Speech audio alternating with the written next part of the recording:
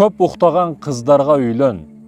Көп уктаган кыз биринчи уйкусун тойдуруп алгандан кийин, уйкусун жакшы кылып алгандан кийин башка иштерге дагы көңүл менен кылат да. Бүгүн нервтенип алган, тамырлары көгөрүп чыгып калган, же уйкусу жакшы эмес, же бул кылган иши жакшы эмес, же күйөөсүгө мамилеси жакшы эмес. Айтайын дегеним, ар бир ишти даана кылган кыздар бар.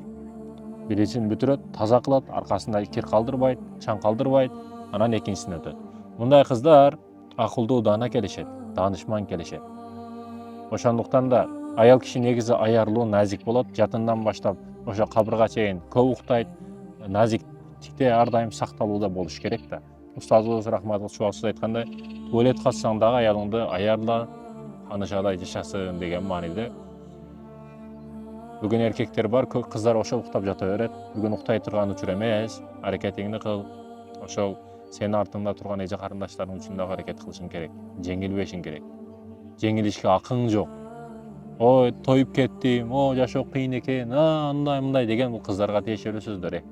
Эркек болбойсуңбу? Эркек бол. Анан өкүнбө.